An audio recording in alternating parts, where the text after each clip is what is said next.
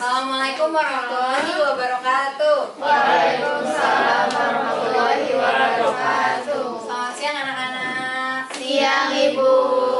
Gimana nih semuanya kabarnya? Baik? Baik Ibu. Baik tapi lemes banget sih. Oke, hari ini semuanya hadir? Hadir Bu. Oh, Rina nggak masuk. Dustin Oh, juga Bu. Siapa berarti Kori sama Dustin nggak hadir ya? Ya Bu. Iya Ibu. Oke. Sebelum mulai ke pembelajaran, ketua kelas mohon untuk memimpin doa. Abdul. Siap. Berdoa mulai. Berdoa selesai. Oke, terima kasih Abdul yang telah memimpin doa untuk pembelajaran kita hari ini. Jadi hari ini kita akan belajar mengenai peluang empiris. Sebelumnya kita udah belajar tentang peluang teoritis. Siapa yang masih ingat apa itu peluang teoritis? Nggak ingat Ibu. Gak ingat yang kemarin dipelajari apa? Tidak. Kemarin itu, masa nggak diinget sih? Kita belajar tentang ruang sampel. Masih ingat ruang sampel? Terus juga kita belajar tentang peluang teoritis itu rumusnya apa? Ada yang masih ingat? Saya Bu. Apa rumusnya? Anggota kejadian dibagi anggota ruang sampelnya. Betul, itu rumus dari peluang teoritis. Terus kita juga belajar tentang rentang peluang. Siapa yang tahu rentang peluang dari berapa sampai berapa? Dari 0 sampai 1. Kalau peluangnya 0 berarti kejadian apa? Mustahil. Mustahil. Kalau peluangnya 1 berarti apa? Pasti terjadi. Pasti terjadi. Berarti semuanya masih ingat ya peluang teoritis. Selanjutnya tujuan pembelajaran kita hari ini yang pertama, setelah pembelajaran diharapkan kalian dapat menentukan frekuensi relatif atau peluang empiris dari suatu kejadian, kemudian memahami hubungan antara frekuensi relatif dan peluang teoritis, dan terakhir menduga ruang sampel suatu kejadian setelah melakukan percobaan. Oke, yang pertama menduga nilai peluang. Sebelum ke materi kita mau bermain dulu nih. Jadi ceritanya ibu punya tas. Yang tasnya itu isinya ada beberapa kartu. Semua kartunya itu cuma punya satu warna. Ada warna merah, putih, sama kuning. Warnanya cuma 3 ya, ada merah, putih, sama kuning. Tapi jumlah kartunya, jumlah kartu merahnya, jumlah kartu putihnya, jumlah kartu kuningnya, kita nggak tahu ada berapa kartunya. Kita cuma tahu bahwa ada 3 warna. Yang ngobrol. Oke, jadi ibu mau kalian menjawab pertanyaan. Jika kalian mengambil satu kartu dari dalam tas itu secara acak, warna apa yang kemungkinan besar akan keluar? Apakah kita bisa menjawab pertanyaan ini tanpa melakukan percobaan? Bisa nggak? Nggak. Yaudah, kita habis ini mau melakukan percobaan. Tapi karena kita tidak tahu jumlah masing-masing warna dalam tasnya, kita memperkirakan kemungkinan munculnya warna ini berdasarkan hasil percobaan yang nanti akan kita lakukan. Nanti kita ambil kartu beberapa kali, terus kembalikan setiap kali setelah diambil, lalu catat dan amati warna yang paling sering muncul. Nah, untuk melakukan percobaannya kita menggunakan ini ya, Kodak. Nah, ini maksudnya di sini kita tuh mau, kan tadi ceritanya ibu punya tas nih, isinya beberapa macam kartu yang berwarna merah, putih, dan kuning. Nah, di sini kita akan mengambil satu kartu dengan with replacement atau dengan pengembalian. Jadi setiap kita ambil kartu, kita akan kembalikan lagi, diambil acak lagi, gitu dan seterusnya. Nah, di sini kita akan melakukan sebanyak 300 kali percobaan aja ya, 300 kali percobaan. Nah, nantinya alat ini akan secara otomatis mengambil kartu secara acak. Jadi kita tinggal pencet start aja, nanti dia yang akan mengacak kartunya. Kita mulai ya. Nah, di sini dia langsung mengacak secara otomatis. Terus di sini ada kayak percobaan kesekian muncul ini, percobaan kesekian muncul ini, dan nanti hasil keseluruhannya akan muncul di grafik ini. Kita lihat ya sampai berhenti. Ini belum sampai berhenti.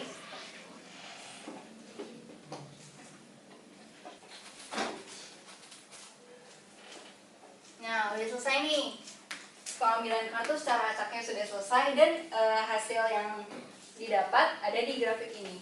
Nah, kalau misalkan kita lihat di dalam grafik ada ketika muncul kartu kuning muncul sebanyak 50 kali dari 300 kali percobaan. Kemudian kartu yang putih muncul sebanyak 154 kali dari 300 percobaan. Sedangkan kartu merah muncul sebanyak 96 kali dari 300 percobaan. Nah, kalau misalkan kita lihat dari grafik ini, kartu yang paling sering muncul apa? Putih. Kartu putih. Nah, bisa nggak kalau misalkan kita lihat di sini kartu putih yang muncul paling banyak, kita bisa menjawab pertanyaan tadi. Berarti kalau misalkan kita ambil kartu lagi secara acak, kemungkinan besar kartu yang muncul adalah kartu putih. Bisa nggak kita bilang kayak gitu?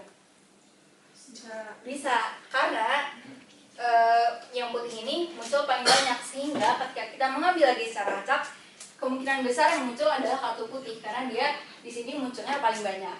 Sampai sini paham? Ini kan baru hasil dari pengambilan kartu secara acak tadi. Nah, kita belum sampai ke peluang empirisnya nih.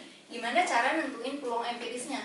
Kan sebelumnya kalau di peluang teoritis, kita menghitungnya itu dengan cara banyaknya kejadian dibagi dengan ruang sampelnya. Nah, apakah kita di sini tahu ruang sampelnya berapa? Nggak diketahui kan? Kartu dalam tas ibu nggak tahu jumlahnya ada berapa.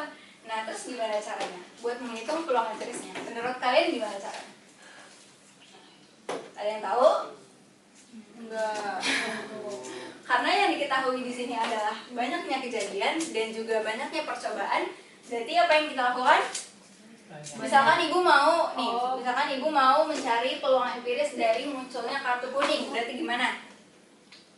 Kartu kuning ada 50, muncul 50 kali. Berarti 50 dibagi dengan 300. Karena peluang empiris adalah banyaknya kejadian dibagi dengan banyaknya percobaan. Nah, berarti dari sini yang dapat kita simpulkan adalah rumus dari peluang empiris. Apa tadi? Banyaknya kejadian dibagi banyaknya percobaan. Betul, pintar. Nah, ini adalah definisi dari frekuensi relatif atau peluang empiris. Frekuensi relatif suatu kejadian adalah proporsi banyaknya hasil yang membentuk kejadian tersebut terhadap total banyaknya percobaan. Frekuensi relatif juga disebut dengan peluang empiris. Jadi sama aja ya, peluang empiris dengan frekuensi relatif.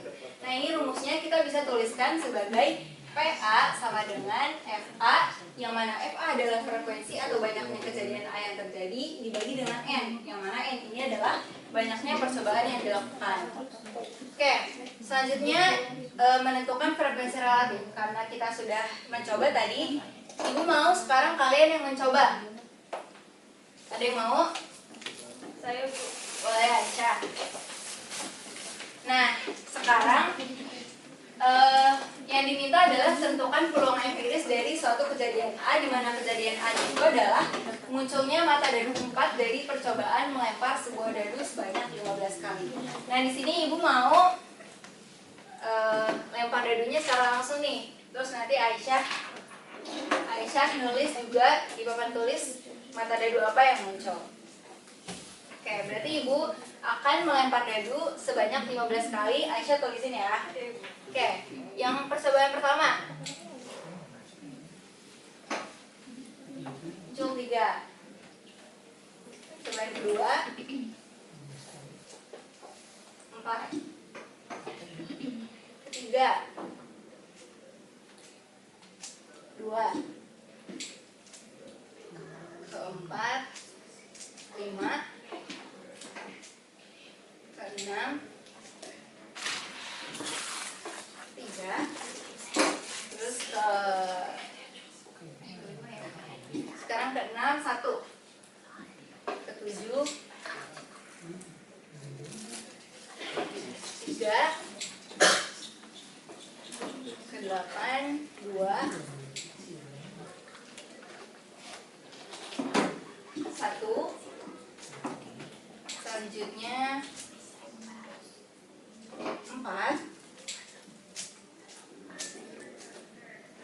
4 lagi 4 lagi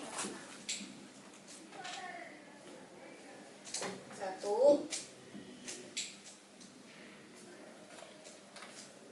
2. Yang terakhir adalah 4. Nah, tadi pertanyaannya adalah yang diminta kejadian A di mana A-nya itu adalah munculnya mata dadu 4. Nah, berarti masih ingat rumusnya tadi gimana? Rumusnya FA, yang mana FA itu adalah kejadian A, coba tulis dulu. PA sama dengan FA kecil dibagi dengan N. Nah, FA-nya atau kejadian A-nya kan adalah mata dadu 4. Berarti ada berapa? 5. Oke, 5. N-nya banyaknya percobaan. Tadi kita melakukan percobaan sebanyak berapa kali? 15. Berarti frekuensi relatif atau peluang empirisnya adalah 5/15. Oke, bisa diseranain nggak? Ya, jadi oke, gimana? Sampai sini semuanya paham? Paham, Ibu. Oke, terima kasih Aisyah. Nah, selanjutnya setelah kita tahu caranya menentukan peluang empiris, kita mau cari tahu nih, apakah ada hubungan antara peluang empiris sama peluang teoritis? Gimana cara kita cari tahu hubungannya? Sekarang Ibu mau melakukan sebuah percobaan lagi nih, tapi kali ini pakai Excel. Nah, di sini Ibu mau melempar dadu kayak tadi. Kalau tadi kan kita melakukannya secara manual ya. Nah, di sini Ibu mau melakukannya biar cepat, kita pakai Excel. Yang mana ini pakai run between. Jadi run between ini kayak mengacak bilangan yang akan muncul dari 1 sampai 6. Jadi mata dadu itu kan ada 1 sampai 6 kan ya? Ya. Nah, jadi Ibu pakai ini. Kemudian Ibu mau menentukan frekuensi muncul 5. Jadi Ibu hanya mau yang 5 ya. Nah, ketika dia muncul 5, dia akan bertambah 1. Nah, ke bawahnya juga kalau misalkan dia muncul 5, dia akan tambah 1 lagi jadi 2 gitu. Oke, sampai sini paham? Nah, di sini Ibu mau di kolom selanjutnya adalah frekuensi relatif muncul 5. Jadi di sini rumusnya kita langsung bagi dari munculnya frekuensi 5 dibagi dengan percobaannya. Jadi kalau misalkan 10 berarti ini percobaan sebanyak 10 kali, muncul 5-nya 4 kali. Berarti 4/10 hasilnya 0,4. Sampai sini paham? Oke. Kolom selanjutnya adalah peluang teoritis. Nah, peluang teoritis masih ingat rumusnya? Peluang teoritis kan banyaknya kejadian dibagi dengan ruang sampel. Nah, kalau misalkan munculnya mata dadu 5, berarti kejadiannya ada berapa? Kejadiannya cuma ada 1, karena dia muncul 5 doang. Terus bawahnya dibagi dengan ruang sampelnya. Kalau dadu ruang sampelnya ada berapa? 6. Berarti 1 dibagi 6. Nah, ini akan linear semuanya ke bawah, karena semuanya kita mau menentukan muncul mata dadu 5 kan, maka semuanya peluang teoritisnya adalah 1/6. Oke, nah di sini Ibu sudah melakukan percobaan sebanyak 10 kali nih. Nah, setelah Ibu melakukan percobaan sebanyak 10 kali, grafiknya seperti ini munculnya. Ini yang hijau ini adalah frekuensi relatif, dan yang oranye ini, yang linear ini adalah peluang teoritis. Nah, selanjutnya Ibu mau memperbanyak percobaannya nih. Yang tadinya 10, Ibu mau memperbanyak jadi 50. Kira-kira bakal kayak gimana ya? Oh ya, disclaimer, fungsi dari run between ini dia akan berubah kalau misalkan Ibu melakukan sesuatu di lembar kerja ini. Jadi kalau misalkan grafiknya berubah, jangan bingung ya. Jadi dia emang akan mengacak terus gitu, mengacak 1 sampai 6 terus. Ini Ibu mau mencoba memperbanyak percobaannya sampai percobaan ke 50. Kita coba ya. Kita tarik sampai percobaan ke 50. Nah, setelah itu kita buat grafiknya lagi. Kita buat grafiknya. Kita bandingkan antara frekuensi relatifnya sama peluang teoritisnya.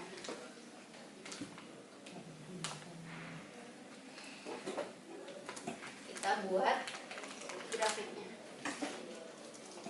Oke, ini grafik yang dihasilkan dari sebanyak 50 percobaan. Oke, nanti Ibu akan memperbanyak percobaannya lagi. Sekarang Ibu mau memperbanyak sampai 100 kali percobaan. Berarti caranya sama, kita tarik lagi nih sampai percobaan ke 100. Nah, udah, kita buat lagi grafiknya sampai ke percobaan 100. Kita buat lagi grafiknya.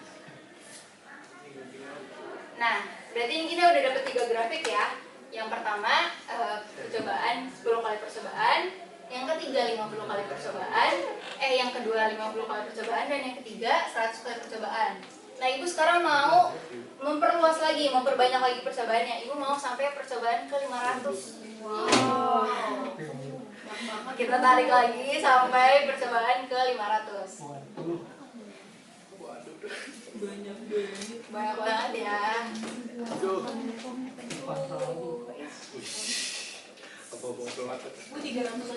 Oh, gak apa-apa, 300 aja nih. Enggak, ini punya 500.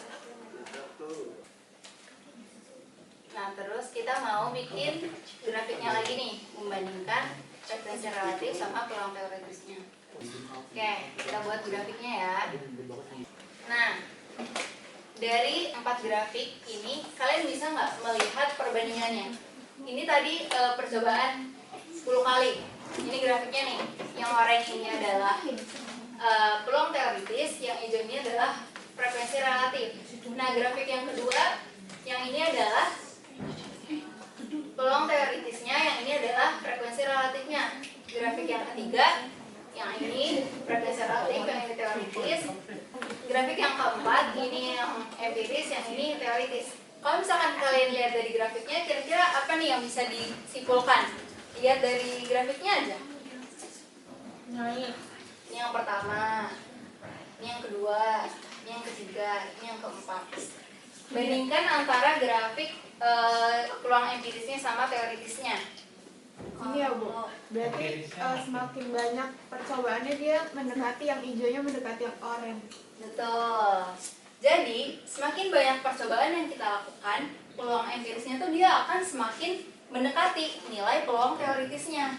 Kita sudah buktikan kan dari percobaan ini. Awalnya kita cuma 10 percobaan kan jauh nih, masih jauh. Terus 50 percobaan masih jauh juga.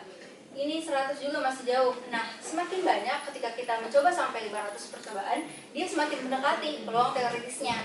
Jadi, yang dapat kita simpulkan adalah hubungan dari peluang empiris dan peluang teoritis adalah tadi apa? Semakin banyak percobaan, Maka peluang empirisnya akan semakin mendekati peluang teoritisnya. Oke, sampai sini paham semuanya? Paham. Oke, ada yang mau ditanyakan? Nggak ada, oke. Selanjutnya, setelah kita mengetahui hubungan antara peluang empiris dan peluang teoritis, kita mau menduga ruang sampel nih. Ingat tas tadi yang berisi kartu merah, putih, dan kuning. Nah, tadi kan Ibu bilang kalau kita belum tahu isi kartunya ada berapa nih. Nah, sekarang Ibu mau kasih tahu kalau misalkan kartu dalam tas Ibu itu ada 10. Tapi Ibu tetap gak mau kasih tahu dalam tas itu kartu putihnya berapa, kartu merahnya berapa, kartu kuningnya berapa, tetap tidak tahu. Nah, jadi selanjutnya kita akan melakukan percobaan pengambilan kartu lagi kayak tadi sebanyak 500 kali. Dan Ibu mau kalian menjawab, bisakah kalian menebak kira-kira ada berapa kartu untuk masing-masing warna di dalam tas Ibu? Oke. Kan ceritanya. Oke, kita pakai yang tadi lagi ya. Tapi di sini kita udah tahu nih kalau isi tasnya ada 10 kartu, oke? Sekarang kita coba 500 kali ya. Ambil sebanyak 500 kali. Tunggu ya.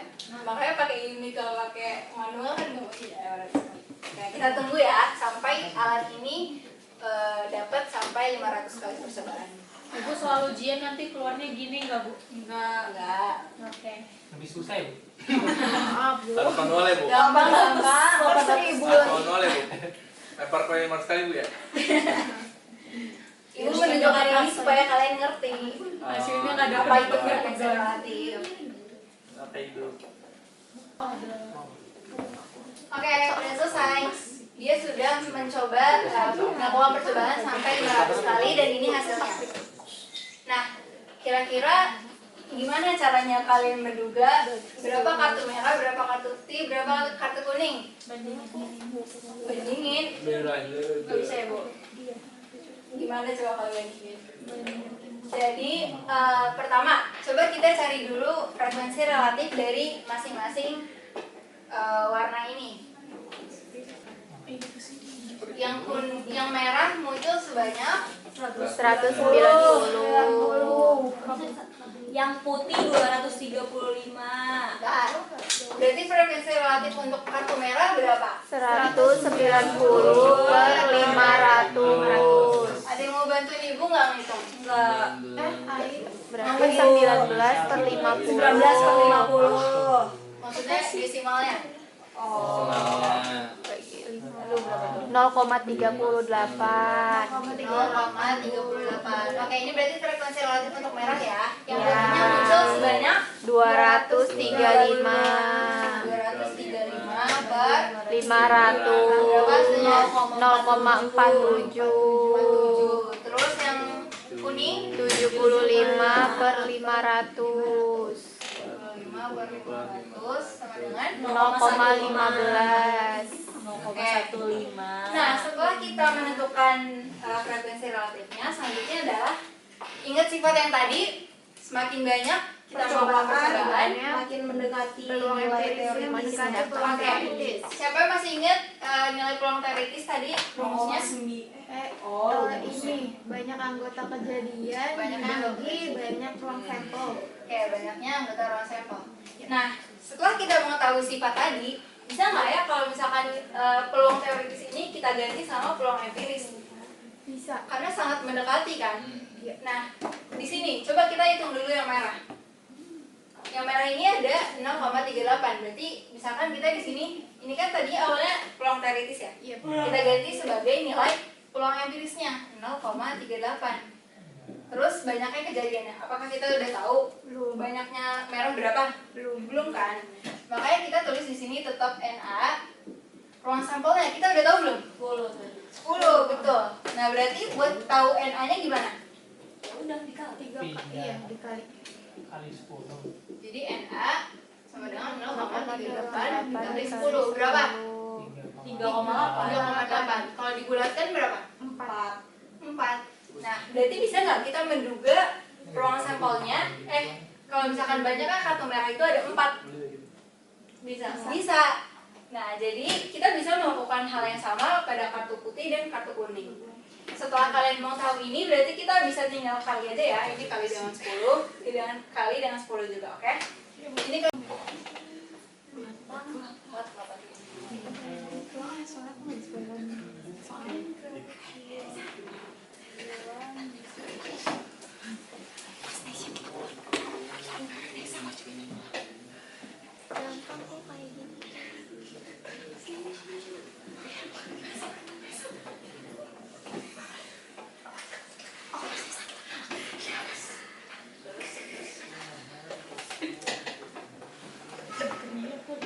Enggak fix masih bisa.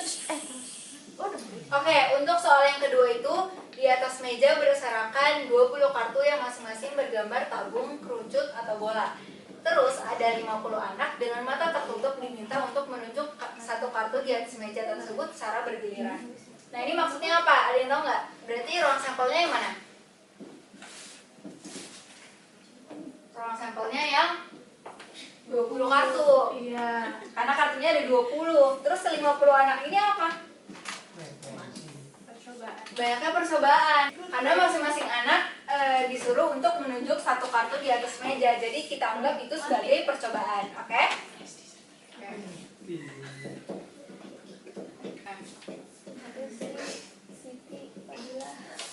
Habis diisi kita pulang. Oke, terima kasih Aisyah. Indonesia.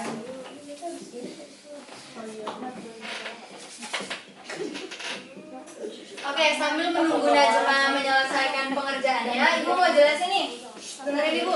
Oke, Bu. Aku bawa pulang. Tadi lingkarannya itu muncul sebanyak 93 kali, bintangnya 487 kali. Berarti frekuensi relatifnya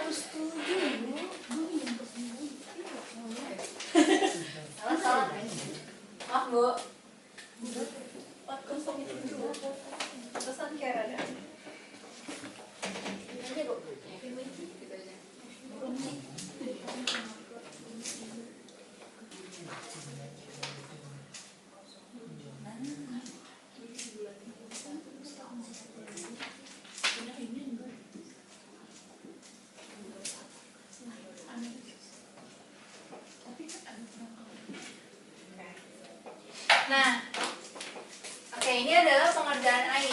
tadi lingkaran yang muncul adalah 93 dan yang bintang yang muncul sebanyak 407. Berarti untuk menentukan frekuensi relatifnya kita bagi masing-masingnya dengan 500, oke?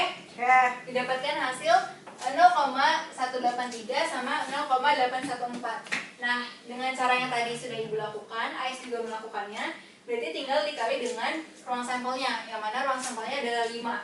Berarti untuk lingkaran 0,183 dikali 5 didapatkan 0,915 yang dibulatkan 1.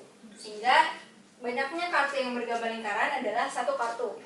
Kemudian untuk yang bergambar bintang, ini adalah frekuensi relatifnya adalah 0,814 dikali dengan ruang sampelnya yaitu 5 didapatkan 4,07 yang dibulatkan jadi 4. Berarti kartu yang bergambar bintang sebanyak 4 kartu. Oke, jadi sesuai dengan ruang sampelnya ya. Lingkarannya 1, bintangnya 4. Oke. Untuk pengerjaannya Najma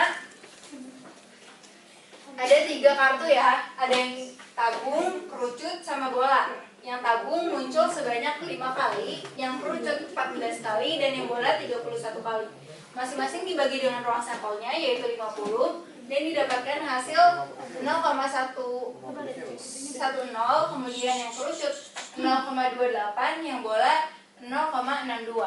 Seperti pengerjaan yang tadi, semua frekuensi relatifnya tinggal dikali dengan banyaknya ruang sampelnya, yang mana ruang sampelnya adalah 20. Berarti yang tabung itu 0,10 dikali 20 sama dengan 2, berarti ada 2 kartu yang bergambar tabung.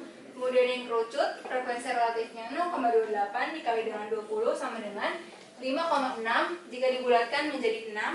Kemudian yang bola 0,62 dikali dengan 20 sama dengan 12,4, berarti dibulatkan jadi 12. Sehingga sudah sesuai dengan ruang sampelnya ya. Yang tabung ada 2 kartu, yang kerucut ada 6 kartu, dan yang bola ada 12 kartu. Berarti totalnya 20 kartu. Sudah sesuai dengan ruang sampelnya. Oke, ada pertanyaan? Tidak, Ibu. Udah cukup? Oke. Sekian pembelajaran kita hari ini. Tadi kita belajar apa aja? Ada yang masih ingat? Terus kita nyari apa lagi tadi? Hubungan peluang empiris sama peluang teoretis. Oke. Cukup sekian untuk pembelajaran kita hari ini. Oke, Abdul, mohon untuk memimpin doa. Siap.